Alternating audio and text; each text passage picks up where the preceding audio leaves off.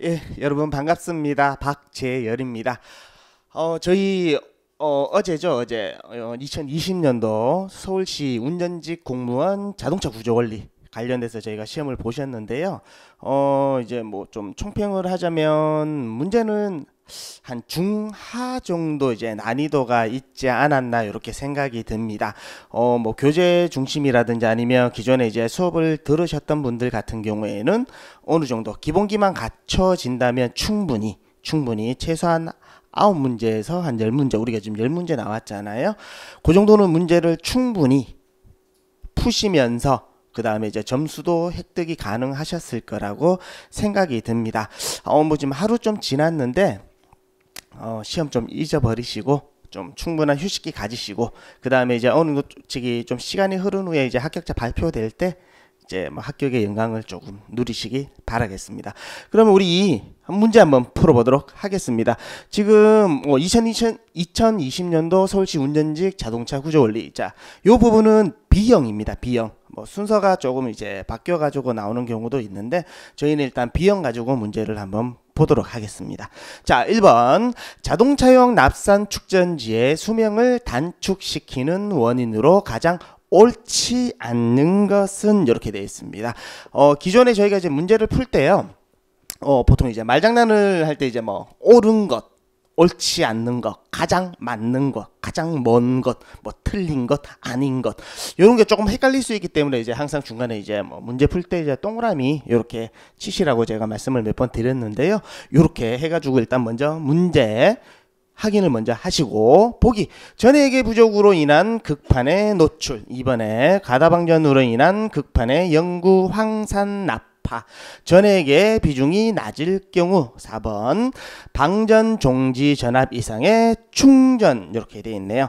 자, 우리 뭐 예전에 이제 뭐 다 공부하셨던 내용이니까 납산 축전지는 크게 이제 모양이 이렇게 생겼었습니다. 그렇죠? 모양이 이렇게 생겼었고, 기본적으로 이제 보시는 내용이 요 내용, 이제 케이스가 있었고요. 케이스 안쪽에는 6개의 방이 구성이 되어 있었습니다. 그렇죠? 그러면 여기에 6개의 방 안에는 각각의 단자, 플러스 극 하나, 마이너스 극 하나, 그 다음에 중간에 격리판이 이렇게 설치가 되어 있었고요. 그 다음에 매개체 역할을 하고 있는 부분이 이제 전해액 부분이었습니다. 그렇죠? 전해액은 우리가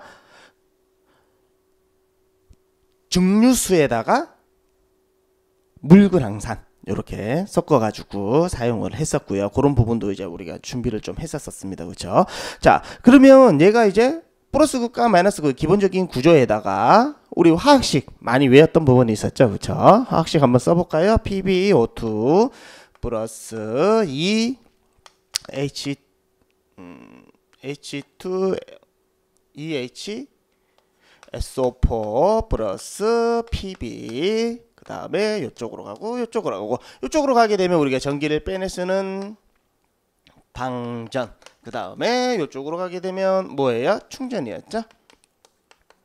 그러면 방전을 하게 되면 묽은 항산이 산화납 또는 과산화납하고 화학 반응을 일으켜 가지고 황산납이 됐었고요. 그 다음에 묽은 항산은 뭘로 바뀌었어요? 물로 바뀌었습니다. 그렇죠? EH2O 플러스 PbSO4, 그 다음에 여기가 플러스 극, 마이너스 극, 이쪽이 플러스 극, 마이너스 극. 그 다음에 이제 충방전이 이루어지면서 충전을 할 때는 플러스 극에는 산소가 증발을 했었고, 그 다음에 마이너스 극에서는 수소가 증발을 했었습니다. 그렇죠?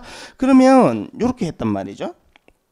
배터리 안쪽에서 이제 뭐 매개체가 되는 놈이 과산화납 또는 이산화납 하고, 그 다음에 해면상납하고 뭘 했어요? 화학 반응을 일으켜 가지고 전기를 빼내쓰고, 그 다음에 이제 자동차용으로 따지게 되면 우리 발전기 알터네이터를 이용을 해 가지고 발전을 하게 되면 그 전기를 이런 식으로 다시 화학 반응을 일으켜서 저장을 시켰다는 거죠. 그렇죠?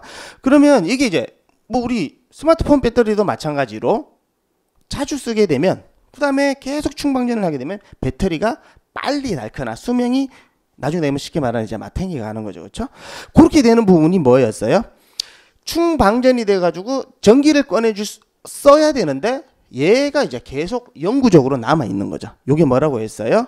영구 연구황산 납화였습니다. 그렇죠?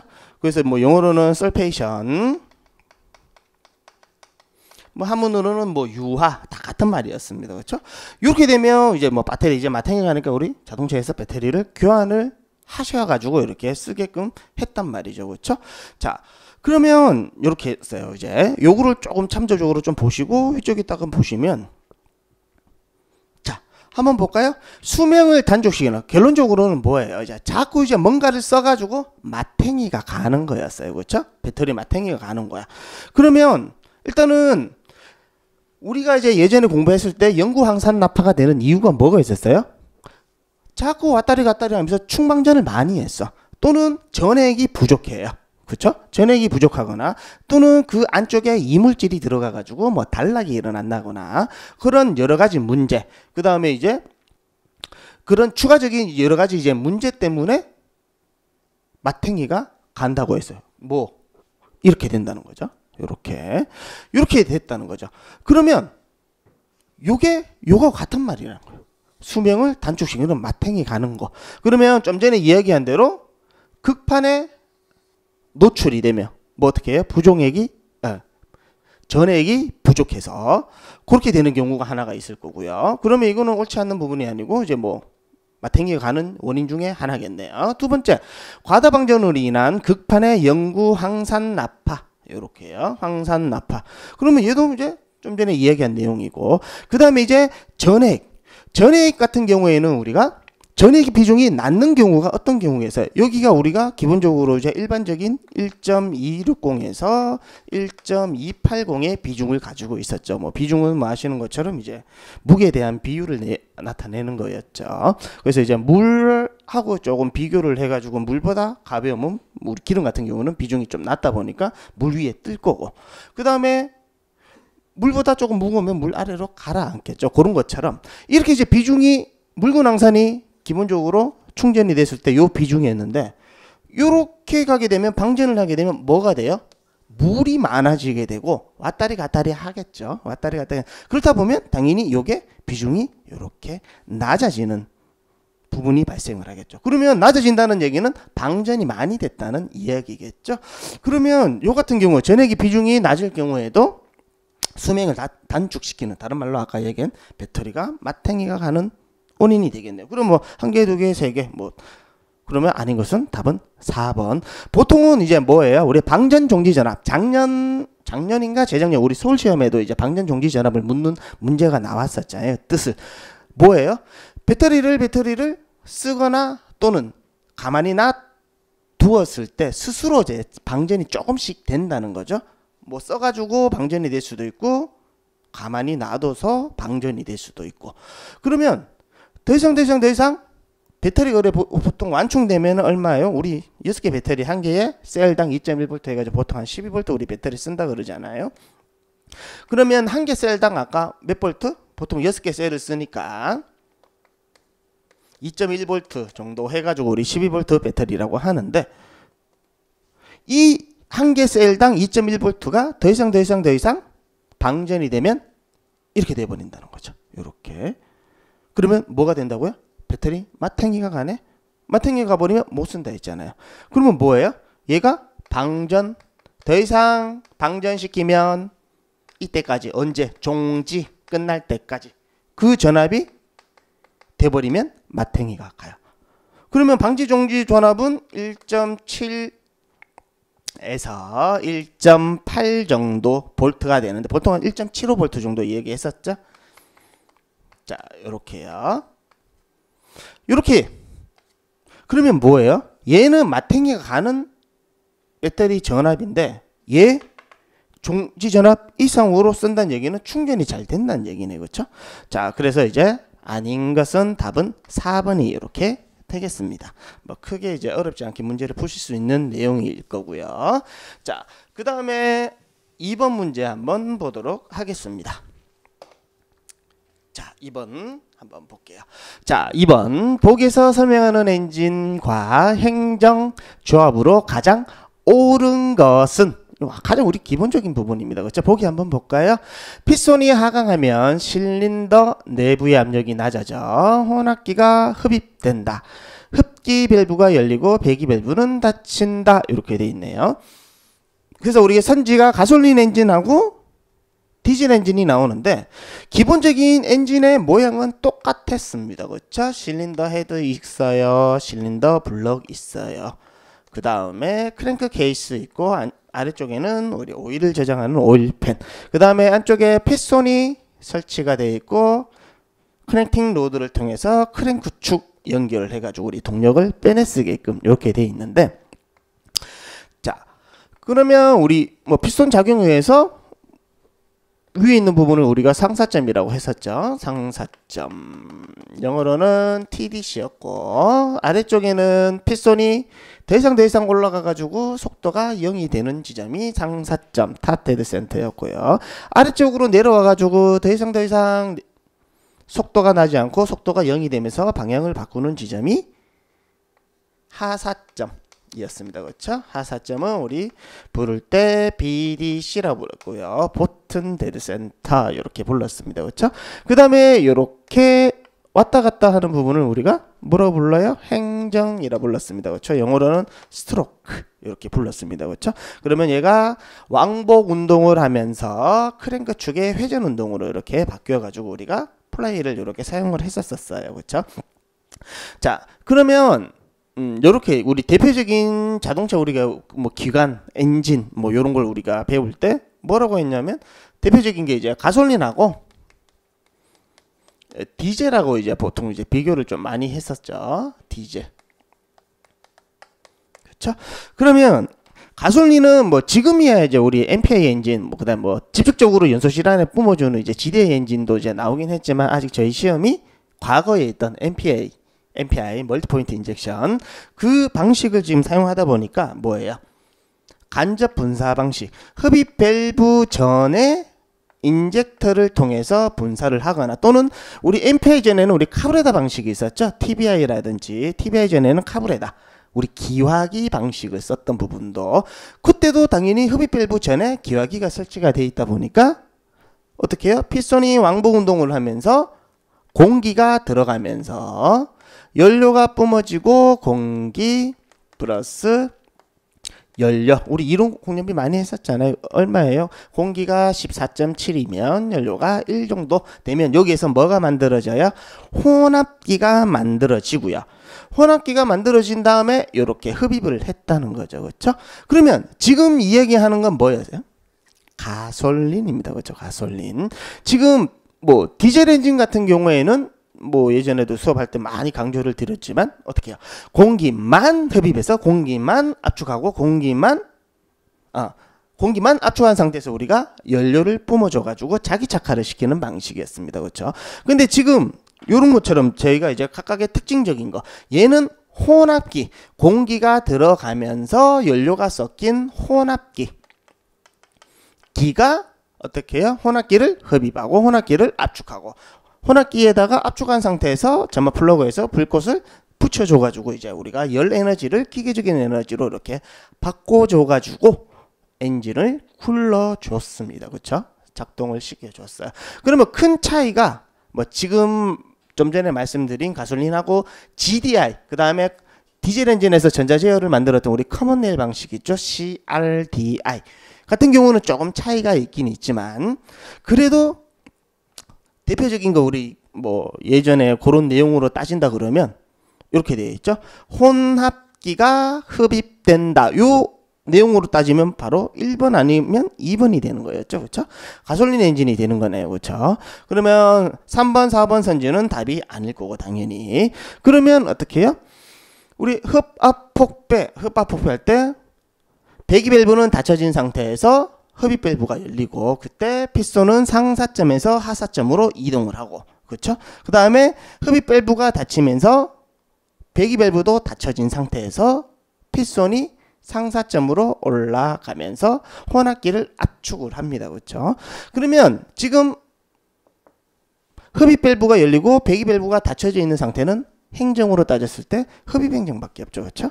그러면 답은 1번이 되겠네요. 그렇죠? 2번 뭐 연소 팽창 같은 경우는 흡입 밸브, 배기 밸브가 다 닫혀진 상태다 보니까 뭐 크게 뭐 어렵지 않으니까 자, 이렇게 해서 2번 같은 경우에는 답이 1번이 되겠습니다. 그렇죠? 자, 3번 한번 보겠습니다. 보기에 대한 내용으로 가장 옳은 것은 뭐 좀 전에도 말씀드렸다시피 옳은 것. 자, 한번 보겠습니다. 보기. 조향 핸들의 회전 각도를 일정하게 유지한 상태에서 일정한 속도로 주행하면 자동차는 손의 반지름이 일정한 원운동을 한다. 그러나 일정한 주행 속도에서 서서히 가속을 하면 처음의 궤적에서 이탈하여 바깥쪽으로 자꾸 벌어지려고 한다. 자, 얘의 의미를 물어보는 문제가 되겠네요. 그렇죠? 자, 우리 이제 조향 장치에서 나왔던 우리 조향 이론입니다. 기본적인 조향 이론은 에커먼 장토식의 원리를 이용을 했고요. 자동차를 뭐 뒷바퀴는 고정이 되어 있을 거니까, 그렇죠? 이렇게 되어 있고 앞바퀴를 회전을 하게 되면 어떻게 했어요? 뒷바퀴의 차축의 90점상의 한 점과 안쪽 바퀴와 바깥쪽 바퀴의 각도를 두고 자동차가 회전을 한다. 요 내용이 에커먼 장토식이었잖아요. 에커먼 장토식의 원리였잖아요. 그렇죠? 그러면 이러한 원리를 통해 가지고 자동차가 회전을 시켜야 되는데 자동차가 우리가 뭐 FF 자동차 앞쪽에 엔진을 두고 앞바퀴를 굴림하는 방식과 그 다음에 앞쪽에 엔진을 두고 뒷바퀴를 우리 뭐 벤츠 클래스 벤츠 대부분 이제 수입차들 있죠. 우리 최근에 나온 우리나라 차 같은 경우에는 제네시스 같은 경우에도 뭐예요? 후륜 구동이긴 하죠. 그러면 그런 차들이 조금 운전을 하다 보니까 어떤 차들은 자꾸 바깥쪽으로 나가려고 하는 성질이 있고 어떤 차는 자꾸 안쪽으로 끼어 들어가는 성질이 있다는 거죠. 자, 그래서 이제 제가 이제 수업 시간에도 어떻게 말씀드렸냐면 학교 운동장에 제가 운전면허를 처음 땄어요. 운동장에 아무도 없는 데서 차를 딱 끌고 가서 핸들을 끝까지 우리 보통 뭐 이빠이 뭐 영어 이제 일본말 안 써야 되는데 자 이빠이 핸들을 꺾었어요. 그러면 꺾고 차를 빙 돌리게 되면 당연히 정상적일 경우에는 이렇게 일정한 원을 그리면서 계속 움직여야 되는데 어떤 차는 자꾸 안쪽으로 끼어 들어가는 차가 있고 조향 특성이 어떤 차는 자꾸 바깥쪽으로 튀어나가려고 하는 차가 있다고 얘기를 했단 말이죠. 그렇죠? 그러면 정상적으로 움직여 주는 거 스티어 조향이라는 뜻입니다. 그렇죠? 스티어링 얘를 우리가 부를 때 뉴트럴 스티어링 이렇게 불렀었고요. 안으로 들어가는 놈이 오버 스티어링입니다. 바깥쪽이 나가는 놈이 언더 스티어링 이렇게 얘기를 했는데 옛날에 이렇게 했어요. 안으로 끼어 들어간 게 5번가? 5번은 자꾸 뭔가 넘치는 거 아닌가? 이렇게 막 헷갈릴 수 있다고 제가 말씀을 드렸는데요. 그래서 어떻게 하나만 외우십시다. 어떻게 해요? 올에다가 안 이렇게요. 그러면 차가 자꾸 안쪽으로 끼어 들어가는 게 뭐라고요?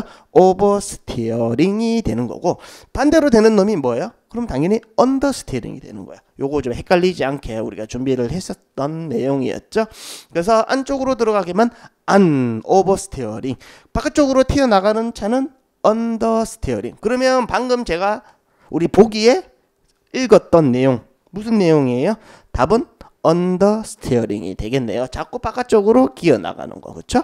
그다음에 1번에 뉴트럴 정상적으로 원을 그리면서 움직이는 거. 2번에 오버스티어링 같은 경우는 안쪽으로 들어가는 거. 그다음에 뭐 세 번째 같은 경우는 말 그대로 자꾸 이제 벗어난다고 이제 말을 지어낸 것 같아요. 그렇죠? 아웃사이드 스티어링 뭐 이런 식으로 바깥쪽으로 미끄러지는 조향이다. 뭐 이렇게 설명이 되어 있고요. 우리는 학습하실 때는 뭐까지 했냐면 요 두 가지를 구별해 가지고 주행 특성에 대해서 이제 문제도 풀어봤고 기본 우리 교재에도 들어가 있는 내용이고 그 다음에 어떤 차들은 또 요런 차도 있었단 얘기죠. 요런 차도 있었어요. 처음에는 저속에서는 바깥쪽으로 기어 나가려고 하는 특성이 있다가 속도가 점점점 늘어나게 되면 오버스티어링 경향이 있는 경우도 있었던 거죠. 그렇게 되는 경우를 우리가 부를 때 파란색 같은 경우에는 리버스 스티어링 이렇게도 불렀고요. 그러면 우리 하나 더 준비를 합시다 하면서 우리 FF 자동차하고 FR 자동차하고 토크에 의해서 스티어링, 약간 핸들이 꺾여지는 특성을 갖다가 우리가 부를 때 토크 스티어 또는 토크 스티어링 이렇게도 혹시 몰라서 우리가 준비를 다 했었습니다. 그렇죠? 자, 이렇게 해가지고 우리 3번 문제 한번 풀어봤었고요. 자, 4번으로 넘어가도록 하겠습니다. 4번. 자, 4번. 캠각이 크면 나타나는 현상으로 옳지 않는 것은 캠각. 캠각이라 하면 우리 예전에 이제 점화장치에서 지금은 사용을 안 하죠. 지금은 다 뭐 DLI 중에 DIS를 대부분 다 사용을 하고 있으니까. 그쵸? 근데 저희는 뭐 교재에도 있고 다 준비를 했었다는 거죠. 그러면 한번 보도록 하겠습니다. 점화장치를 먼저 우리가 좀 이해를 좀 하셔야 되는 내용이었습니다. 그렇죠? 점화장치는 가솔린이나 LPG나 뭐 CNG나 LNG나 SI 기관이라고 하죠. 스파크 이그니션 자동차에서 사용하는 우리 점화장치를 이용을 하는 거고 이야기를 하는 거고, 배터리가 이렇게 마이너스는 접지가 되어 있고 플러스는 휴즈 블링크를 거쳐서 우리 시동 거는 거 있었죠? 겔겔겔. 자, 이렇게 이제 키 스위치가 있고요. 뭐 키 스위치는 다 아시는 것처럼 우리 요즘에는 이제 버튼도 많긴 하지만 이렇게 오프, 그 다음에 액세서리 ACC 라디오까지 나오는 거 있죠. 미등 키고, 그 다음에 온, 뭐 연료 펌프에 연료도 공급을 해주고, 그 다음에 우리만 겔겔겔 해주는 스타트, 이런 식으로 그 키라고 생각을 하시면 되고요. 그 다음에 이 스위치가 연결된 상태에서 옛날 방식의 이제 계자로 열려 있다는 얘기죠. 개. 그쵸? 열려있는 계자로를 이렇게 연결이 되고, 그 다음에 안쪽에는 이렇게 우리 요 장치가 우리 점화장치였죠. 그쵸? 점화장치의 1차 코일, 그 다음에 안쪽에 있는 부분이 점화장치의 2차 코일, 더 많이 감겨져 있었죠. 자, 이렇게 해가지고 요게 이제 점화 코일, 그 다음에 점화 코일에 1차 플러스 극, 마이너스 극인데 마이너스 극이 어디하고 연결되어 있냐면 옛날 방식의 접점식의 접점하고 연결되어 있는 거였죠. 그 다음에 얘는 요렇게 러빙 블록이 있고 배전기 아래쪽에서 캠축을 통해 가지고 같이 회전을 하게끔, 요게 캠이었죠. 그렇죠? 그 다음에 닫힐 때는 스프링에 의해서 이렇게 닫히게끔 되어 있었고, 그 다음에 여기가 1차 코일, 그 다음에 이 부분이 2차 코일이었어요. 그 다음에 쭉 연결이 되면 요 위에 있는 부분이죠. 요 위에 있는 부분이 다시 디스트리뷰터의 로터를 통해서 중심 전극으로 오게 되고요. 그 다음에 세그먼트를 통해서 뭐 4기통이면 4개 중심을 통해 가지고 세그먼트에 전기가 연결이 돼서 TVRS 케이블을 통해 우리 점화 플러그의 불꽃 방전을 일으키게끔 이렇게 되어 있었죠. 요 사이를 이렇게 불꽃 방전을 일으키는 거죠. 그렇죠? 결론적으로는 우리 점화 장치가 이렇게 이제 점화 코일하고 여러 가지 장치들이 필요한 이유가 뭐였어요? 배터리는 좀 전에 이야기한 것처럼 우리가 12V를 쓰는데 여기에 우리 점화 플러그, 뭐 점화 플러그는 뭐 운전을 하시는 분이라면 이제 소모품이다 보니까 한 번은 다 교환을 한번 해보셨을 거라고 생각이 들고요. 점화 플러그 아래쪽에 있는 중심 전극과 접지 전극의 요 사이가 간극이 있다 보니까 요 사이에 스파크, 흔히 말하는 스파크, 불꽃 방전이 일어나게 하기 위해서는 요걸 뛰어넘어야 되는데 12V 가지고는 택도 없다는 거죠. 그렇죠? 그래서 이제 뭐 최근에는 뭐 몇만 볼트까지 이렇게 승합을, 흔히 말하는 트랜스퍼, 우리나라 말로 하면 트랜스퍼, 뭐 우리 옛날 말로 하는 도란스 있죠? 도란스. 그런 것처럼 그 도란스 역할을 하는 게 점화 코일이었습니다. 그렇죠? 그래서 1차 코일에는 자기 유도 작용, 2차 코일에는 여기 있는 부분은 상호 유도 작용을 통해서 12V를 한 뭐 300에서 500V까지 승합을 시켜주고 그 앞쪽에 있는 뭐 같이 되어 있는 코일에 또 승합을 시켜주는 상호 유도 작용에 의해서 가지고 유도 작용 의해서 우리가 원하는 몇천 킬로볼트에서 몇만 킬로볼트 교주마다 조금씩 틀리다 보니까 자 그렇게 해가지고 승합을 시켜가지고 이렇게 보냈다는 거죠. 그렇죠? 그때 자기 유도 작용하고 상호 유도 작용이 어떻게 일어났었어요? 전기가 12V가 쭉 와가지고 1차 코일을 거쳐가지고 쭉 얘가 이제 붙어 모서리가 없는 부분이면 얘가 붙어 있을 거고 그렇죠? 그 다음에 모서리가 있는 부분 같은 경우는 얘가 떨어지게 되는 거죠. 그렇죠? 그러면 우리 전기는 이랬다는 거죠. 줬다 뺐으면은 짜증이 나가지고 전기를 화를 많이 내면서 야 이놈의 새끼야 더 갖고 와 이렇게 한다는 거죠. 그게 뭐냐면 자기 유도 작용이라는 기전력이 발생을 하는 거. 뭐야 딱 닫혔다가 12V가 이렇게 흘렀다가 갑자기 모서리 있는 부분이 이렇게 우리 엔진 회전수하고 같이 이렇게 회전을 하다 보니까 얘가 팡 열렸다는 거죠. 그렇죠? 그때 딱 열리면서 어떻게 해요? 자기 유도작용이 일어나면서 상호 유도작용이 일어나면서 12V가 아까 얘기했던 몇천 볼트에서 몇만 볼트까지 승합, 변압을 시켜줬다는 거죠. 그렇죠?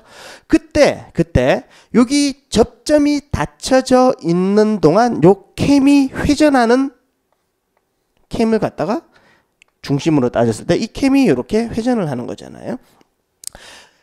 닫혀져 있는 동안 캠이 회전하는 각도를 우리가 부를 때 캠각이라고 부른다 했어요. 캠각. 그러면 이 캠각은 기본 각도가 있는데 이 기본 각도보다 클 수도 있고요. 이렇게. 그 다음에 기본 각도보다 조금 작을 수도 있다는 거죠. 그렇죠? 요게 지금 작은 거예요. 그러면 우리 뭐 다 배웠던 거니까 닫혀져 있으면 전기가 많이 흘러. 그러면 여기에 막 열도 많이 나고요. 그렇죠? 그 다음에 이제 얘가 떼어져야지 불꽃 방전이 일어나는데 떼어지는 게 늦게 떼어진다는 거죠. 그렇죠? 그러면 빨간색일 경우 그러면 캠각이 클 때와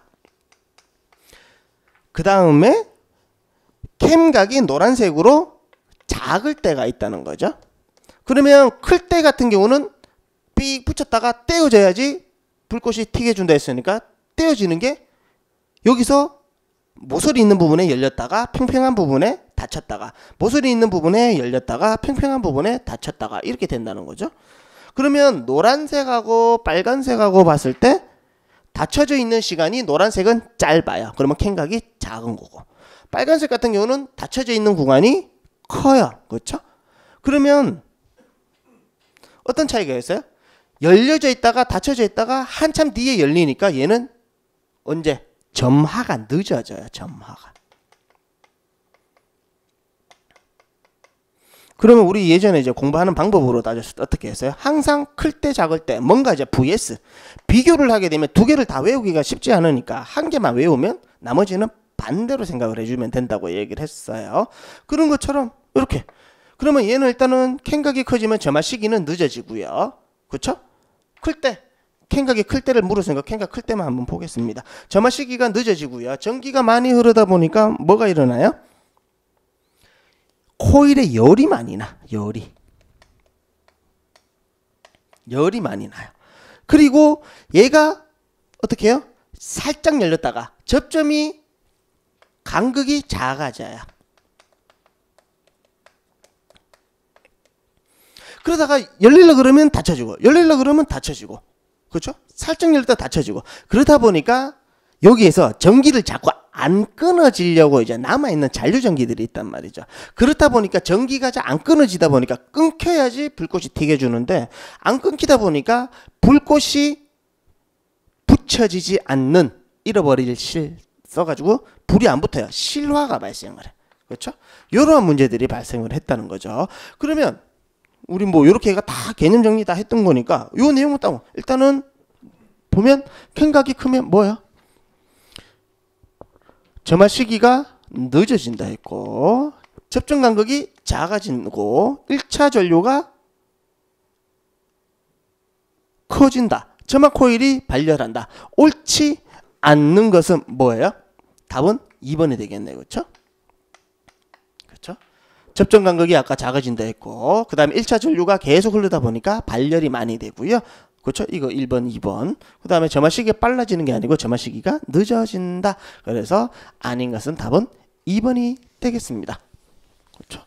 이거 뭐 우리 기본 원리만 다 알고 계시면, 그래서 우리 자동차 구조와 원리 이렇게 되죠. 중간중간에 이제 정비에 대한 내용도 한 번씩 나오긴 하지만, 자, 그 다음에요. 5번에 타이어 규격이 보기와 같을 때 타이어 높이가 가장 가까운 것은, 이제 역대 기출 중에 이제 저희가 이제 타이어에 관련된 부분이 굉장히 좀 많이 출제가 되었어요. 서울뿐만 아니라 이제 다른 지역도 마찬가지로요. 그래서 이제 뭐 기본 강의할 때도 뭐 여러 가지 막 럼플렛 타이어부터 시작해가지고 뭐 셀프 실링 막, 그 다음에 타이어에서 나올 수 있는 소음, 막 벨코벨코 이렇게 우리 다 준비를 했었죠, 그렇죠? 그래서 이제 기본적으로 나오는 게 이제 타이어의 기본적인 골격에 대한 부분에 대해서 뭐 트레드니, 카카스니, 브레이크니, 비드니 뭐 그런 부분도 했었고, 그 다음에 역대 기출 중에 또 많이 나왔던 이제 호칭을 묻는 문제, 그렇죠? 사이드월에 우리 실제적으로 우리가 여기 뭐 지금 잘 안 보여? P195 슬러시 65 R15 89T 뭐 모양도 뭐 있고요. 뭐 여기에는 뭐 DOT 뭐 O MDY 뭐 이렇게 막 글자도 막 적혀져 있고요. 여기도 보시면 막 여러 가지 이렇게 많이 있었어요. 뭐 300kg 뭐 파스칼 44 PS 뭐 요 이제 공기의 압력의 단위를 얘기하는 거죠. 그렇죠? 그다음에 얘는 뭐 맥스 로드 얼마만큼 타이어가 하중에 견딥니다. 뭐 여러 가지 이런 거 이제 내용이 좀 있죠. 그다음에 우리 타이어는요. 우리 수입산 써요 이러면서 오스트레일리아, USA, 캐나다에 있는 코드를 쓴다 뭐 이런 식으로. 그래서 우리 문제는 이렇게 나왔었죠. 문제는 이렇게 나왔지만 우리는 어떻게 공부를 했냐면 이렇게 얘기를 했었죠. DOT 뭐 보기 있는 거 그대로 이제 여기 제가 써보겠습니다. 이제 우리 준비한 대로 어떻게 했어요? 이렇게 했어요. 그렇죠? DOT M 플러스 S 아까 이제 타이어에서 받는 것처럼 이제 앞쪽에 뭐 P 55R 쭉 이렇게 했었죠. 그래서 이제 DOT 디파트먼트 오브 뭐 트랜슬레이션 뭐 이렇게 해가지고 미국 교통안전국 얘기하는 게 우리 타이어는 미국의 안전의 규격을 갖춰준 타이어다. 여기 M 플러스 S는 뭐예요? 머드 앤 스노우예요. 다목전 타이어를 얘기하는 거고, 그 다음에 이제 뭐 타이어의 이제 용도에 따라서 좀 틀린데 이제 좀 전에 보신 거는 승용차 타이어예요. 뭐 예를 들어서 그 용도에 따라서 기호가 몇 개 정해져 있는데 굳이 이제 거기까지는 모르셔도 돼요. 뭐 예를 들어서 뭐 트럭용이면 뭐 T를 쓴다거나, 요 같은 경우는 이제 뭐 승용 자동차다 보니까 P를 요렇게 써요. P. 그 다음에 요게 뭐였어요? 자동차의 타이어의 폭, 그렇죠? 타이어의 폭. 그 다음에 요 부분이 뭐였어요? 편평비 이렇게 나타났습니다. 그렇죠? 편평비 또는 단면비 이렇게 우리가 표현을 했었고, R은 레이디얼 타이어, 우리 뭐 플라이수 얘기할 때 30도 35도 그렇죠? 우리 왜 뭐였어요? 우리 옛날에 했던 거. 저 어디 산 밑에 가가지고 산 타고 내려오면 이제 막걸리 먹으러 가면 이제 바닥에 진흙 묻지 않으라고 타이어 잘라가지고 이렇게 만들어져. 거기 뭐 실밥들이 막 있는 거. 그 플라이를 만들 때 이렇게 뭐 바이어스 타이어는 35에서 뭐 45도 각도를 두고 만들고, 90도는 뭐 레디얼 타이어라 이렇게 뭐 특징적인 부분 이런 것도 설명 다 드렸었죠. 레이디얼 타이어의 기호였고요. 레이디얼 타이어. 그 다음에 17은 우리 이제 보통 휠의 외경 인치를 나타내 주죠. 인치 1인치는 2.54cm. 그 다음에 휠의 외경은 우리 요즘에는 다 튜브리스, 안에 튜브가 없는 튜브리스 타이어를 사용하다 보니까 타이어의 뭐 내경 이렇게 표현할 수도 있고요. 그 다음에 요 뒤에 부분 좀 헷갈릴 수 있다 그래서 제가 이제 노래까지 불러서요. 인생은 나그네 길 뭐예요? 하숙생 할 때 하숙생 하속이거든요. 그렇죠? 그래서 제가 이제 노래 부르면서 하숙생 헷갈리니까 나중에 물어볼 때. 그래서 기호예요. 하중에 견딜 수 있는 기호. 아까 뭐 89 이렇게 했었잖아요. 이게 이제 뭐 숫자별로 몇 킬로까지 하중을 견딘다. 그 다음에 이제 기호별로 뭐 ABA부터 뭐 Z까지 예를 들어서 표현을 한다 그러면 속도에 대한 기호. 요렇게요. 허용 하중, 그 다음에 허용 속도 이렇게 나타내 줬었습니다. 그렇죠? 요 타이어 원캐 많이 했었으니까. 자, 그러면 이제 편평비는 뭐예요? 편평비 타이어가 이렇게 정면으로 보면 휠이 이렇게 있을 거고요. 그러면 여기가 사이드월 있는 부분이고, 요거를 옆으로 딱 보게 되면 어떻게 되어 있어요? 이렇게 되어 있죠.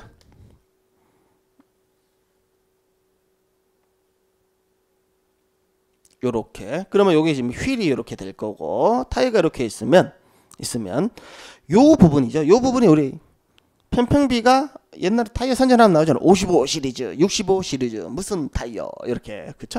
설명하는 것처럼 요 평평비를 나타내 주는 겁니다. 그쵸? 요 평평비는 타이어의 옆방향 미끄러짐 같은 경우도 이제 얘가 높이 있느냐, 또는 얘가 평평비가 크냐 작냐에 따라서 옆방향 미끄럼이라든지 또는 승차감에 조금 뭐 연관이 조금 이렇게 관련이 되어 있죠.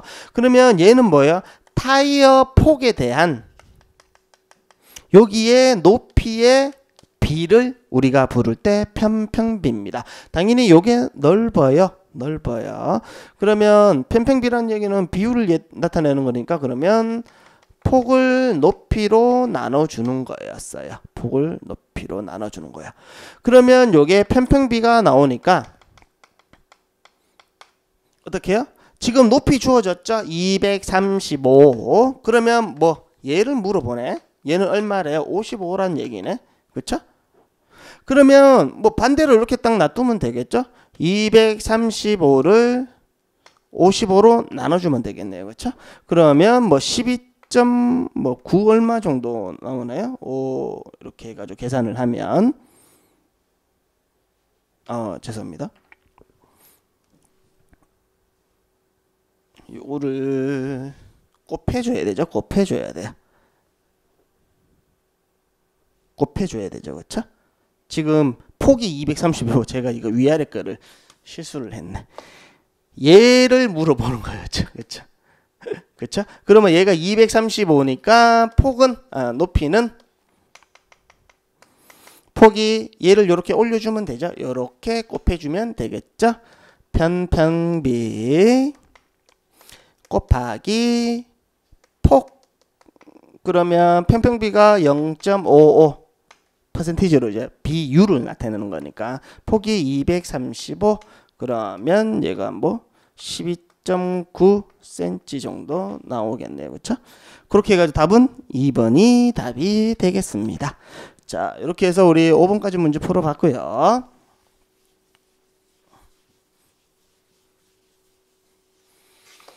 자, 6번 문제 한번 보겠습니다. 6번 시동장치에 대한 설명으로 가장 옳지 않는 것은 이렇게 되어 있어요.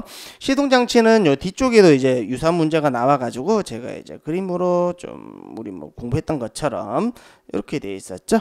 자, 기본적으로 시동장치는 생긴 게 이렇게 생겼습니다. 그렇죠? 지금 쓰고 있는 방식은 우리 피니언이 습동해가지고 플라이힐에 이제 붙는 방식이었고요.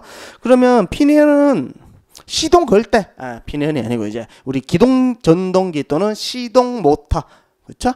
그러면 엔진이 이렇게 있고 크랭크 축의 플라이힐 바깥쪽에는 링기어가 설치가 되어 있고, 그때 요렇게 우리 흔히 말하는 세르모다, 이제 발음들을 예전에는 왜 다 못하셨나 모르겠어요. 스타팅 모터죠. 스타팅 모터인데 이제 발음이 잘 안 되다 보니까 일본 발음을 갖고 와가지고 했어요. 그게 이제 세르모다라고 얘기를 하죠. 우리는 스타팅 모터 또는 기동 전동기 이렇게 보시면 되죠. 요 지금 요 부분을 설명을 하는 내용입니다. 그렇죠? 그러면 피니언 기어는 어디에 맞물립니까? 엔진의 플라이힐 힐 요렇게, 그렇죠? 플라이힐에 이렇게 맞물리게 되는 거고요. 그렇죠? 그 다음에 안쪽에는 전기자와 전기자 뒤쪽에는 정류자. 정류자에는 우리 브러쉬가 설치가 되고 브러쉬 바깥쪽에는 브러쉬 홀더가 이렇게 설치가 되어 있었고, 그 다음에 이 안쪽에는 솔레노이드, 프링 코일과 홀딩 코일, 그 다음에 뒤쪽에 단자, B단자, F단자 또는 M단자 뭐 이런 식으로 뭐 연결이 되어 있어서 아래쪽하고 이렇게 또 연결이 되어 있었죠. 그 다음에 이렇게 레버를 통해 가지고 피니언이 이렇게 작동이 설치가 되어 있었고요. 그쵸? 이 부분이 제가 뭐 이렇게 다 그리는 부분이죠. 그 다음에 안쪽에 이제 전기자가 있으면, 아마추어가 있으면 바깥쪽에는 뭐가 있었어요? 요렇게 개철과 계좌철심이 있었죠.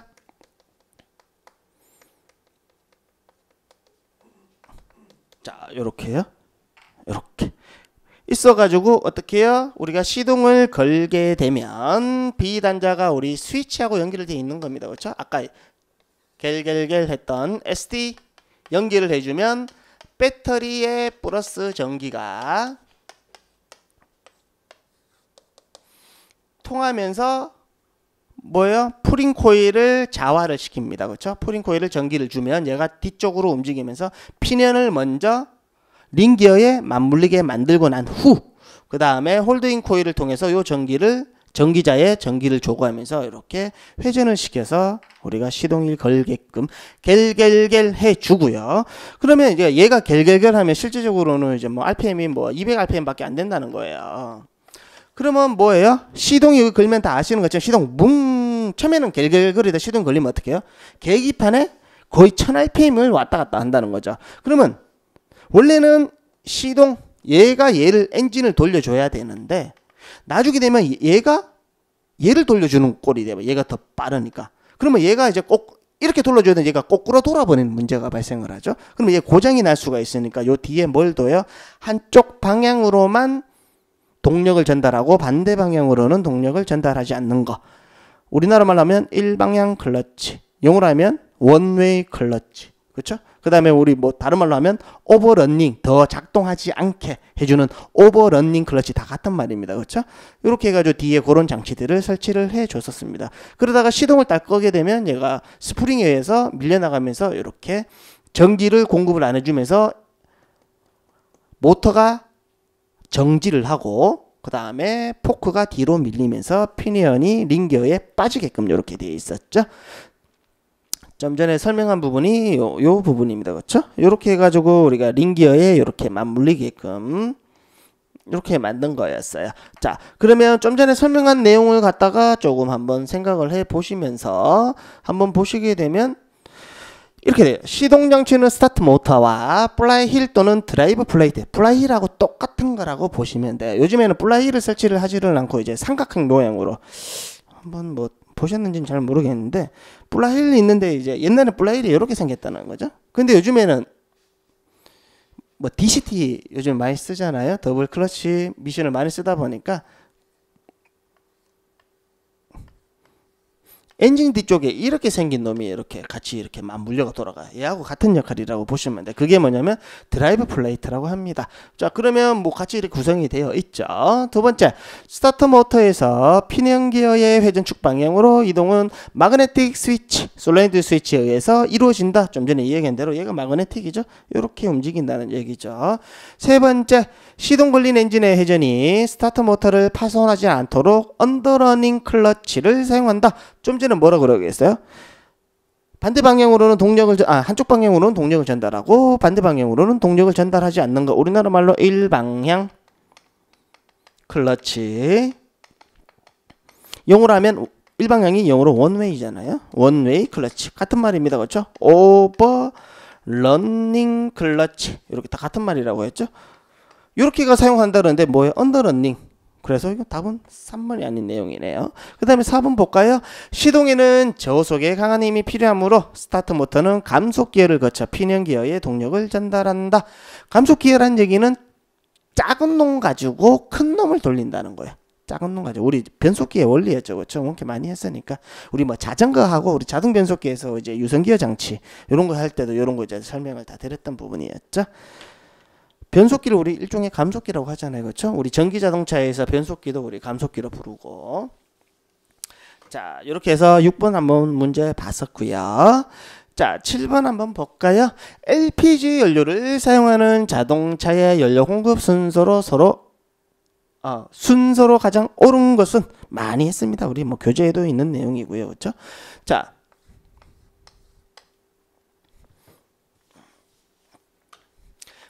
엔진은 LPG 같은 경우는 우리 휘발유 발표율이라 그래서 같이 쓸 수도 있고요. 그렇죠? 우리 가솔린 차를 출고를 시켜 가지고 연료 뭐 장애인이라든지 아니면은 뭐 국고유공자 이제 보훈 대상 같은 경우에는 이것도 막 개조를 해가 또 쓰시고도 하잖아요. 그러면 이제 똑같다는 거죠, 그렇죠? 근데 뭐만 틀리냐면 옛날 방식 같은 경우에는 에어클리너를 통해서 이렇게 스로틀 바디가 있고 공기하고 가스를 섞어주는 놈을 뭐라고 불렀어요? 믹서라고 불렀죠, 그렇죠? 믹서로 부르고 나머지는 다 똑같게 생겼습니다, 그렇죠? 서치 탱크 이렇게 설치가 되어 있었고, 그 다음에 연소 실에 의해 가지고 우리 뭐 불꽃 방지를 일으켜서 뭐 아까 보신 것처럼 뭐 엔진 이렇게 사용을 했어요. 그러면 어떻게 사용했어요? 연료를 일반 연료하고 틀리게 우리 LPG통 트렁크에 싣고 다녔습니다, 그렇죠? 어떻게 싣고 다녔어요? 이렇게 트렁크에 이렇게 싣고 다녔어요. 요즘에는 이제 뭐 도넛 탱크라 그래가지고 이제 삼성자동차에서 특허내가지고 이렇게 트렁크 밑에 우리 스페 타이어 있는 공간에 이렇게 쓰기도 하는데 아직도 이렇게 많이 쓰죠. 요걸 갖다 우리 부를 때 범배라 불렀죠. 범배. 일로 탱크라고 하지 않고 범배라고 불렀어요. 자, 범배. 범배는 LPG가 뭐였어요? L이 리퀴파이트입니다. 액화를 시켜, 액화 석유가스 뭐 이렇게 우리가 부르잖아요. LPG를. 가스를 압력을 많이 줘가지고, 죄송합니다, 또 일부만 쓸게요. 이빨 줘가지고 액화를 시킨 거예요. 액화를. 그러면 액화를 시킨 거다 보니까 굉장히 튼튼해야 돼요, 그렇죠? 튼튼한 상태에서 요 안에는 액체 상태의 LPG가 있고요, 리퀴파이트. 그 다음에 여기는 기체 상태의 PG가 있다는 거죠, 그렇죠? 액체 상태의 PG와 프로pan가스, 그렇죠? 이렇게 있다는 거야. 그러면 여기에는 뭐 있었어요? 우리 충전할 때 충전 밸브가 있고요. 그 다음에 충전이 많이 되면 얘 이제 보통 우리 85%까지 충전하게끔 되어 있어요. 85% 보통. 왜 이렇게 했어요? 우리 차 올 때도 있고 뭐예요? 온도하고 PV는 T 우리 많이 했었잖아요. 온도의 친구는 압력이 똑같은 공간 안에 압력이 올라가면 온도도 같이 올라간다고 얘기를 했잖아요. 압력이 떨어지면 온도도 같이 떨어지고, 이거 원래 많이 했던 거니까. 온도의 친구는 압력이니까. 그럼 뭐예요? 압력을 줘가지고 액체를 만들어줬으니까 요 안에서 왔다리 갔다리 하는데, 온도가 높아지면 압력이 어떻게 해요? 압력이 높아지게 되죠. 그러면 그 압력 차이에 의해서, 온도 차이에 의해 가지고 요게 이제 바뀌겠죠. 그러면 요 공간을 차지하는 부분이 틀리다 보니까 85%만 충전하게끔. 그러면 많이 충전이 되면 더 이상 충전하지 마 해가지고 이제 많이 충전하지 않게 과충전 방지 밸브를 이렇게 뒀어요, 그렇죠? 과충전 방지 밸브. 그 다음에 뭐 안전 밸브라든지, 그 다음에 사고가 일어나가지고 한꺼번에 연료가 많이 쏟아지게 되면 폭발 위험이 있으니까 많이 흐르는, 과류 흐르는 방지 밸브도 설치를 했어요, 그렇죠? 그리고 여기에는 뭘 뒀냐면 요렇게요, 송출 밸브를 뒀습니다, 그렇죠? 지금 보시고 계시는 게 이게 지금 송출 밸브였죠, 그렇죠? 우리 했던 거. 녹색은 충전 밸브. 그 다음에 요 송출 밸브 중에 한 놈은 반을 나눠서, 한 놈은 액체 속으로 빨대를 꼽아 놓고 하나는 기체 상태로 빨대를 꼽아 놨어요.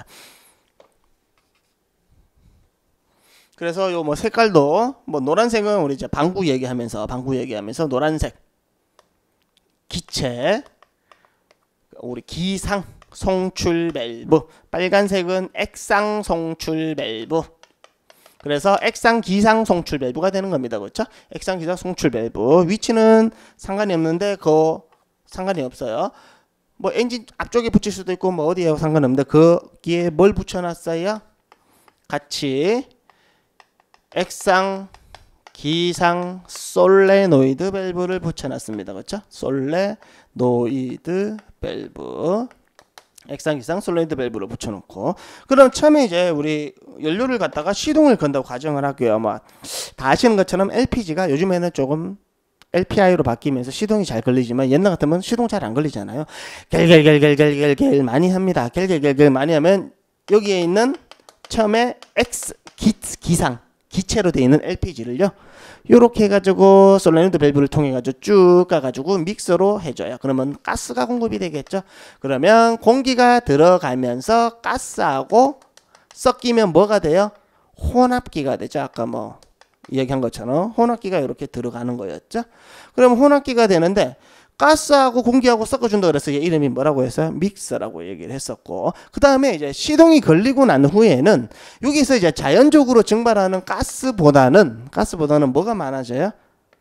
내가 엔진에서 쓰는 가스가 많다 보니까 나중에는 감당이 안 돼서 어느 정도 이제 시동이 걸린 후에는 액체 상태의 LPG가 공급이 돼요. 그러면 송출 밸브를 통해서 액상을 갖다가 이렇게 해야 되는데 여기에는 가스만 공급을 할 수가 있다는 거죠. 그래서 뭘 해주냐면 장치를 하나 뒀습니다. 그렇죠? 장치를 이렇게 하나 뒀어요. 이게 뭐냐면 압력을 줘가지고 기체를 만들었으니까 압력을 낮추면 뭐가 된다고? 기체가 되겠네. 그렇죠? 그래서 압력을 낮춰요. 감압을 시켜요. 압력을 낮춰주는 감소하다 할 때 압력을 낮춰줘가지고 뭐 기화를 시켜주는 장치를 둡니다. 그게 뭐냐면 뭐였어요? 베이퍼라이저입니다. 그렇죠? 베이퍼라이저. 이 베이퍼라이저는 뭐 1차실, 뭐 2차실 한꺼번에 압력을 낮추지 못하니까 두 단계를 거쳐가지고 대기압하게 유사하게 이제 압력을 낮춰가지고 하는 거였고요. 그 다음에 이제 겨울에 압력을 낮추는 거랑 여름에 오늘처럼 엄청 더운 날 압력을 낮추는 거랑은 차이가 있으니까 여기에 조정 스크류가 있다는 거죠. 그렇죠? 이렇게 해가지고 조정 스크류까지 이렇게 있는 장치를 베이퍼라이저라고 하죠. 그렇죠? 뭐 생긴 건 뭐 우리 옛날에 공부했는 것처럼 이렇게 생겼습니다. 그렇죠? 이렇게 생겼었고, 요게 이제 조정 스크류고, 요게 이제 액상기상 솔레노이드 밸브였죠. 그래서 요게 지금 믹서고. 자, 그러면 요거 지금 보시게 되면 이렇다는 거죠. 이렇게 썼어. 근데 이제 문제는 뭐냐면 압력을 낮춰주게 되면 우리 왜 산에 가가지고 버너 그 얘기 있죠. 뭐 수업 시간에 했지만 버너 뭐였어? 버너 이제 라면 끓여 먹으려고 산에나 어디 놀러 높은 데 가면 조금만 쓰다 보면 가스가 다 됐나 이렇게 보면은 가스 딱 열어보면 가스 그대로 있어. 근데 이제 LPG 통에 뭐야? 물방울이 막 맺혀져 있죠. 그 다음에 한번 흔들고 불 켜면 다시 잘 켜져. 우리 같은 거잖아요. 그렇죠? 뭐예요? 주변의 열을 흡수를 해요. 증발 잡열을 흡수를 했죠. 그렇죠? 그렇다 보니까 미리 얘를 열이 많이 날 거를 생각을 하고 앞쪽에 뭐 풀이라고 했었죠? 앞쪽에 히터를 둬요. 앞쪽에 있는 히터, 풀 히터를 둬서 데워주는 거예요. 이 프리터를 이제 옛날 방식이고 요즘에는 프리터를 없애고 여기에다가 뭘 하냐면 엔진이 시동이 걸리면 얘 뜨겁잖아요. 그렇죠? 뜨거운 뭐 냉각수를 이렇게 흘리게끔 요 구멍이 이렇게 있는 것처럼 이렇게 막 흘려줘가지고 프리터의 역할을 이렇게 해주게끔 돼 있죠. 자, 뭐 요까지 일단 설명을 하면 연료 공급 순서가 어떻게 할까요? 자, 제일 먼저 bom배, 그렇죠? bom배 써볼까요? bom배. 원래대로 하면 두 번째, 그러면 송출 밸브가 되겠네. 액상기상 송출 밸브. 세 번째, 액상기상 솔레노이드 밸브. 그 다음에 어디로 가요? 네 번째, 프리히터. 그 다음에 다섯 번째, 베이퍼라이저. 그 다음에 어디로 가요? 믹서로 가겠네. 믹서 6번에 믹서. 그 다음에 뭐 엔진이나 연소실 7번에 뭐 엔진 연소실 이렇게 하면 되겠네요. 우리 뭐 요 교재도 그대로 연료 공급 순서가 그대로 나오죠. 요 그대로 찾게 되면 답은 bom배, 솔레노이드, 프리히터, 베이퍼라이저, 믹서, 엔진 답은 1번이 되겠습니다. 그렇죠? 자, 이렇게 뭐 준비 다 했던 거니까.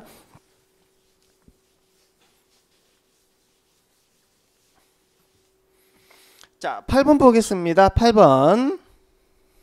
자, 보기와 같은 구조를 갖는 하이브리드 자동차에 대한 설명으로 가장 옳지 않는 것은 이렇게 돼 있고, 그 다음에 그림이 하나가 주어졌어요. 자, 그림이 딱 보게 되면 연료를 통해 가지고 엔진도 움직여 가지고 쓰고요. 그 다음에 배터리를 통해서 모터 또는 제너레이터, 모터를 거꾸로 돌리면 발전기가 되니까 직류 발전기를 우리가 부를 때 제너레이터, 교류 발전기를 알터네이터라 했죠. 그 모터를 돌려가지고 트랜스미션, 변속기를 통해 가지고 종합속 장치 휠을 돌리는 거네. 이게 딱 봤더니 엔진도 쓰면서 그렇죠? 배터리도 쓰게끔 이렇게 돼 있네요. 그러면 이제 하이브리드 자동차가 우리가 공부를 할 때 어떻게 공부를 했냐면 크게 이렇게 했었죠. 직렬형. 그렇죠? 직렬형은 우리 하이브리드는 짬뽕인데 직렬형 같은 경우에는 엔진도 쓰긴 쓰지만 엔진은 자동차의 구동은 전혀 관여를 안 하고 발전 용도만 쓴다는 거죠. 발전기 돌릴 때만 쓰고 나머지는 전기 자동차하고 똑같아요. 그렇죠? 우리 장난감 자동차하고 똑같아요. 그러면 엔진은 발전만 하고요. 그 다음에 모터로 구동을 해요. 그러면 일단은 직렬형, 우리 보통 이제 영어로는 시리즈형이라고 합니다. 그렇죠? 이런 방식이 하나가 있었고, 두 번째 병렬형이 있었어요. 이제 우리가 많이 물어봤던 건 대부분 병렬형이었습니다. 그렇죠? 그 다음에 이제 뭐 일본에 이제 뭐 하이브리드 유명한 자동차들이 꽤 있잖아요. 그렇죠? 도요타에서 나오는 그런 자동차들이 이제 뭐 직병렬형, 우리나라도 옛날에는 병렬형 쓰다가 요즘에는 뭐 직병렬형도 쓴다고 하더라고요. 직병렬형, 크게 이제 세 가지로 이제 우리가 이야기를 했었고요. 그러니까 병렬형은 우리가 패러렐 이렇게도 불렀습니다. 그렇죠? 패러렐. 그 다음에 직병렬형은 시리즈, 패러렐 뭐 이렇게도 불렀어요. 그렇죠? 자, 이렇게 해가지고 이야기를 했었고, 주로 이제 문제는 얘를 좀 많이 물어보게끔 상세하게 들어가는 부품들의 내용들은. 근데 이제 병렬형은 크게 이제 소프트 형식과 소프트,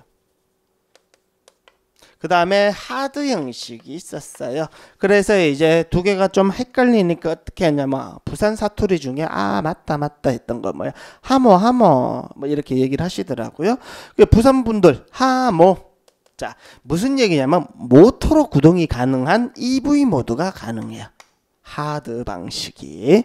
그러면 소프트 방식, 하드 방식, 우리 뭐 추가적으로 이제 뭐 앞으로 이제 또 수업 들으실 분이나 우리 뭐 복습을 하실 분들 같은 경우는 소프트 방식 같은 경우는 모터가 이제 엔진 쪽에 붙어 있다 그래가지고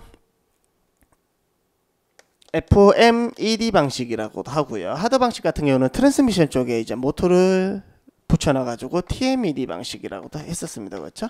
그래서 얘는 EV 모드, 모터만 가지고 구동이 가능하게끔 이렇게 했었습니다. 그렇죠? 그러면 뭐예요? 얘는 이제 처음에 출발할 때 발진이나 그 다음에 이제 조속까지는 이제 모터만 구동이 가능하고요. 그 다음에 이제 정속 주행할 때는 우리가 이제 연비가 고속도로 뭐 100km 정속 주행할 때 가장 연비가 잘 나오잖아요. 그때 이제 정속 주행하는 것처럼 그때 정속일 때는 엔진만 작동을 하고, 그 다음에 이제 뭐 가속이라든지 그 다음에 등판이 있죠. 우리 오르막길 올라가면 엔진 힘을 좀 보조를 해주기 위해서 모터 플러스 엔진. 그래서 우리 예전에 제가 그 얘기를 했었죠. 그 뭐 자전거 이제 앞뒤로 이제 공원 가면 앞뒤로 타면서 여자친구 태워주려고 하다가 내 다리의 하반신이 여자친구의 무게를 못 견디다 보니까 야 너도 한번 자전거 페달 좀 실어봐 이렇게 제가 이제 좀 말씀도 좀 드리고 했었는데, 그런 내용처럼. 그 다음에 이제 소프트 방식 같은 경우에는 EV 모드가 없다 보니까 무조건 보통 이제 발진이나 출발할 때나 이제 뭐 조속이라든지 등판, 가속, 이때는 다 엔진 플러스 모터예요. 그렇죠?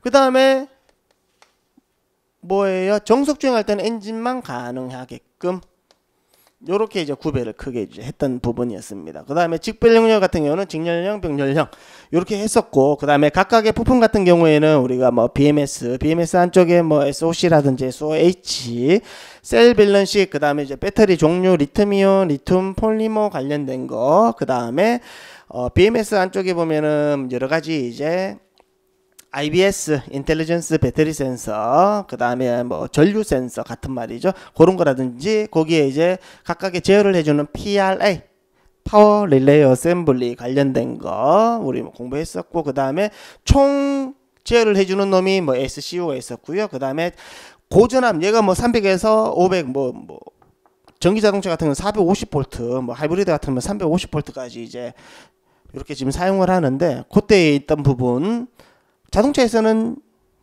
흔히 말하는 라이트도 써야 되니까 라이트 같은 거 12V 쓴단 말이에요. 근데 이 전압을 조금 낮춰가지고 할 수 있는 뭐 LDC라든지, 그 다음에 모터는 우리 교류 모터를 쓰다 보니까 직류를 교류로 바꿔주는 인버터를 쓰고요. 원래는 명칭은 인버터, 교류를 직류로 바꿔주는 거는 컨버터가 되는데, 여기서는 이제 같은 역할로 해가지고 이제 거꾸로 돌아가는 거예요. 모터를 거꾸로 돌리면 뭐 회생제동, 그렇죠?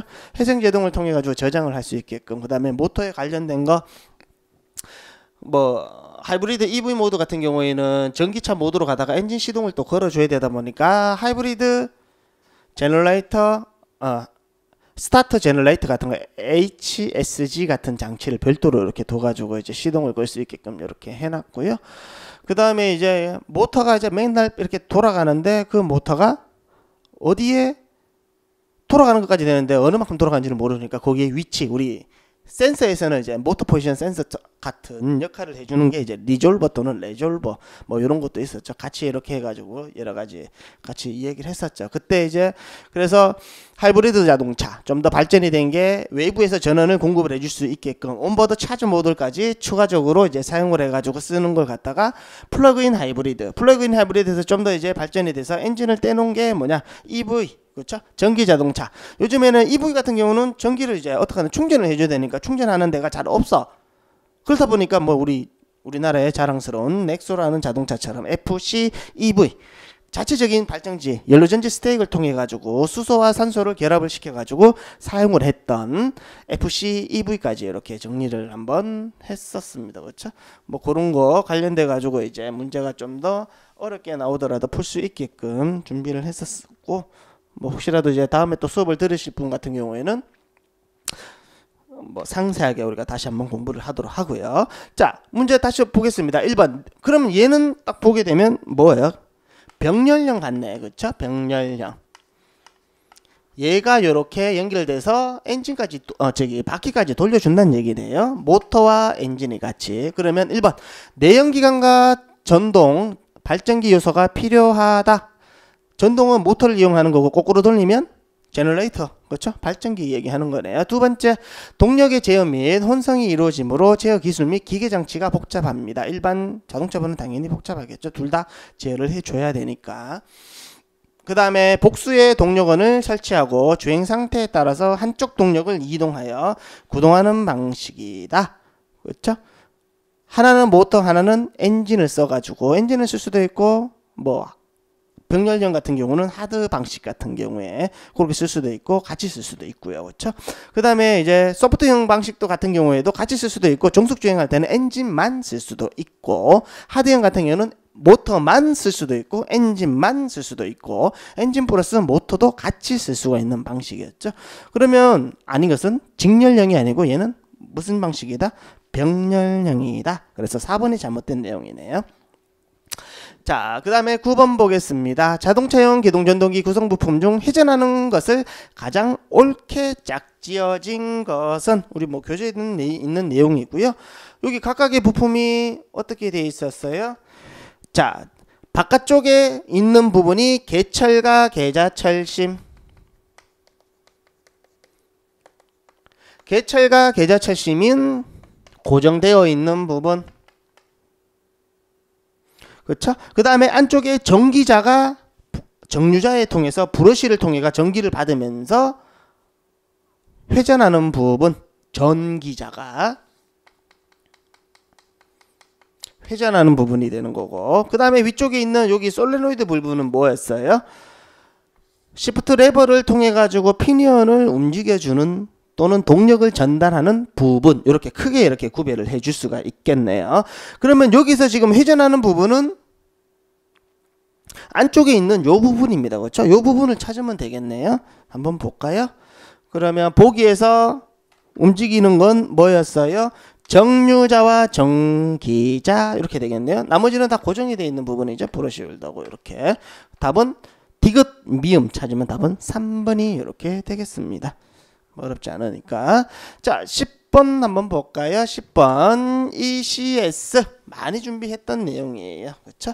우리가 이제 자동차가 이제 뭐 엔진에서 굴러가고 그 다음에 변속기를 통해 가지고 뭐 힘도 증가를 시켜주고 방향을 바꿔주기 위한 조향장치, 그 다음에 이제 차가 가고 있으니까 정지되어 있는 정지를 시키거나 정지된 상태를 유지를 위한 제동장치, 다른 말로 브레이크 장치죠. 그 다음에 이제 내가 1억짜리 타는데 내 허리가 소중하니까 내 허리를 보호해주기 위한 승차자나 또는 물건을 보호해주는 현가장치가 있었죠. 그 현가장치가 이제 기계적으로 썼던 부분을 좀 더 이제 전자제어화를 만든 게 ECS였습니다. 그렇죠? ECS. 그 ECS 우리가 이제 공부하기 전에 뭘 얘기를 했냐면 우리 그 얘기 많이 했단 말이죠. 자동차가 있으면 자동차에 차체가 있고 바디가 있고 이제 샤시 부분이 있으면 우리가 이제 현가 장치, 스프링 장치가 있었다는 거죠. 그러면 이 스프링을 기준으로 자동차의 위, 스프링 위에 대한 중량에 대한 진동, 스프링 위 진동 중량에 따른, 그 다음에 스프링 아래쪽, 보통 차축이나 바퀴만 움직이는 거 얘기하겠죠. 스프링 아래쪽에 있는 중량의 진동, 이렇게 해가지고 보통 이제 위에 거는 우리 전체 자동차가 움직이는 거 막 이렇게도 움직이지만 우리가 이제 학습을 하다 보니까 한 개 한 개씩 별도로 이렇게 얘기를 했어요. 그렇죠? 그래서 요것도 이제 관련도에 출제가 굉장히 많이 나왔던, 그래서 핸드폰으로 많이 해보라 그랬어요. 자동차가 위아래로 이렇게 Z축으로 위아래로 움직여요. 이거 뭐라고 했어요? 자, 조용필형님 바운싱입니다. 그렇죠? 자동차가 이제 우리 좌우로 이렇게 흔들립니다. 우리 뭐 배 타면 멀미 많이 나는 이유가 요런 거죠. 그렇죠? 그 다음에 자동차 같은 경우는 기울기를 나타내는 롤링. 자동차가 턱을 넘어갑니다. 턱을 넘어가게 되면 앞뒤로 이렇게 움직이죠. 이 부분을 우리가 부를 때 피칭 이렇게 이야기를 했었고, 그렇죠? 그 다음에 자동차 칼치기를 해요. 칼치기는 여기서는 안 하지만 우리 보통 VDC 우리 문제 많이 풀었던 거였죠. VDC나 외국에서는 ESP 일렉트로닉 스테빌리티 프로그램 같은 거, 그때 이제 썼던 거 있죠. 칼치기를 우리가 요윙이라고 하죠. 그렇죠? 그 다음에 이제 뭐 추가적으로 몇 개를 좀 더 알아주십시다 해가지고 우리가 했던 게 뭐예요? 차를 이제 이중주차하고 나면 앞뒤로 막 움직이게 되니까 한 번에 안 밀리잖아요. 그때 이제 하나 둘 창 밀 때 그때 앞뒤로 진동을 우리가 부를 때 서징 이라 불렀었고요. 이 서징은 자동차의 이제 밸브 스프링에서도 우리 서징이라는 얘기를 썼었죠. 그 다음에 이제 뭐 차가 이제 옆으로 이제 제 여자친구를 기다리면서 차에 탁 기대고 있으면 차가 옆으로 내 벤츠 S 클래스를 자랑하기 위해서, 그렇죠? 이렇게 탁 기대면 차가 옆으로 이렇게 진동이 일어나는 걸 러칭이라고 합니다. 그렇죠? 이렇게 해가지고 이제 자동차에서 일어나는 진동과 그 다음에 자동차가 움직이면서 발생할 수 있는 진동에 대해서 우리가 추가적으로 했어요. 자동차가 잘 가고 있다가 어떻게 해요? 급브레이크를 잡으면 코가 끽 이렇게 떨어져. 코가 다운, 노스 다운이 되는 현상을 우리가 수영할 때 물속에 들어가는 걸 뭐라고 했어요? 다이빙이라고, 다이브 현상 이렇게 이야기했었고요. 그 다음에 우리가 실제적인 상용 자동차에서는 잘 안 일어나는데 우리 영화 같은 거 보면 왜 많이 일어나죠. 이렇게 급출발하면 목이 팍 이렇게 꺾이잖아요. 그렇죠? 목이 꺾이는 것처럼 급출발을 하게 되면 코가 올라가는 노서브 현상이 일어나면서 뭐가 돼요? 스커트. 우리 스커트 우리 운동할 때 힙업 시키는 거, 차가 뒤쪽이죠. 내려앉는 부분을 스커트 현상이라고 합니다. 그런 현상이 일어나면 뭐 안에 타고 있던 사람들이 신기가 불편하겠죠. 그렇죠? 회장님이 타고 계시니까. 그 다음에 차가 이제 사람이 승하차를 하면서 이렇게 차가 이렇게 진동이 일어나는 걸 갖다 우리가 보통 쉐이크라고 합니다. 쉐이크. 뭐 이런 거에 대해서 우리가 했었고, 뭐 아래쪽에는 아래쪽에 진동이라든지 이런 거 이제 차가 전체로 이렇게 움직이는 건 피칭인데 차축이 이렇게 턱을 넘어가는 게 뭐 와인드업 또는 뭐 윈드업 이렇게도 불렀었고요. 뭐 타이어의 위아래로 진동, 뭐 힐홉이라든지 트램핑이라든지 이런 거에 대해서도 우리가 했었어요. 이런 게 일어나면 안 좋으니까 그거를 어떻게 해요? 이 감쇄 작용을 임의적으로 전자제어 장치를 써가지고 했던 게 뭐라고요? ECS였습니다. 그렇죠? 각각의 이제 뭐 부품들이라든지 이런 것도 이제 물어보는 문제가 있는데 그런 것까지는 생략하고 여기서 물어보는 건 결국에는 뭐예요? 여러 가지 문제가 발생을 하는데 그 문제를 어떻게 방지를 뭐 전자제어 장치로 전자제어 현가 장치를 통해서 해주면 앞에 뭘 붙이면 다이브가 일어나요. 아까 뭐라고 했어요? 다이브가 끽 앞쪽으로 쏠리면 뭐 앞쪽에 두 개를 쏠릴 때 앞에 거를 두 개를 이렇게 올려주면 되겠죠, 그렇죠? 그런 식으로 이제 제어를 해주는 건데 그러면 그렇게 제어를 해주는 걸 뭐라고? 앞쪽에 말을 붙여요. 다이브 현상이 일어나는 앞쪽에 뭐 안티 또는 엔티를 붙여주면 돼요. 그러면 안티 다이브 제어 또는 엔티 다이브 제어 이렇게 얘기해 주면 되겠네요. 각각의 뭐 부품들은 뭐 제외를 하도록 하겠습니다. 자, 문제를 한번 보시게 되면 한번 보겠습니다. 1번 안티 스커트 제어. 안티 스커트는 뭐라고 해서 급 출발을 하면 일어난다고 했네요. 근데 급 제동할 땐 노스다운이 아니고 급 출발할 땐 노스업이 되는 거네요. 그럼 답은 바로 1번 바로 나왔네요. 그렇죠? 그래서 1번이 옳지 않는 내용이 될 거고, 뭐 안티롤링은 아까 극커브 할 때 한쪽으로 쏠리니까 쏠리는 부분을 현가 특성을 조절을 해주는 부분, 그 다음에 안티 바운싱 제어 같은 경우 위아래로 움직이니까 거기에 대한 부분도 우리가 학습을 했었고요. 그 다음에 차속 감응 제어, 자동차가 속도가 계속 증가를 하게 되면 고속도로에서 다 느끼시는 거 있죠. 조금만 굴곡이지면 차가 붕 뜨는 느낌이 나요. 뭐 자꾸 아래쪽으로 공기가 이렇게 이제 하는데 아래쪽에 공기가 많이 들어가면 뭐 비행기를 띄우는 힘, 응력이 발생을 하는데 그 응력 때문에 뒤에 이제 뭐예요? 노면의 마찰을 이용을 해가 우리가 구동력 이용해가 또는 제동력을 이용해 자동차를 움직이거나 서게끔 해주는데 그 이 로드 홀딩이라고도 하죠. 이게 좀 제대로 안 되니까 얘를 임의적으로 아래쪽에 공기가 덜 들어가게끔 차체를 낮춰주는 거죠. 그게 차속 감응 제어 뭐 이런 식으로 이야기를 했었고요. 추가적으로 ECS는 뭐 우리 이제 보시게 되면 어떤 내용이 있었냐면 이제 능동적으로 액티브 ECS 또는 어댑티브 ECS라고 그래서 이 ECS 제어뿐만 아니라 이제 통합 제어를 해가지고 뭐 프리뷰 제어라든지 뭐 단차가 있으면은 차가 푹 꺼져버리면 안 되는 ECS 제어라든지 그 다음에 뭐 후크 제어 그 다음에 이제 뭐 퍼지 제어 뭐 몇 가지 이렇게 이제 추가적인 제어들이 이렇게 있었죠. 그런 것까지 우리 뭐 학습을 했었으면 현재 서울시 문제 같으면 거의 이제 100점을 맞지 않으셨을까 생각이 듭니다. 저희 이렇게 해가지고 한 시간 정도 해서 제가 이제 문제를 풀어보고 이제 우리 예전에 어떤 거 가지고 이렇게 문제를 풀면 되는가 정리를 한번 해봤고요. 이제 조금 있으면 이제 뭐 여유를 좀 가지시고 일을 하시는 분 같은 경우는 이제 다시 또 일터에 또 돌아가셔야 되고 하지만 좀 건강한 마음으로 기다리시면 좋은 결과가 있지 않을까 생각이 듭니다. 오늘 고생 많으셨습니다.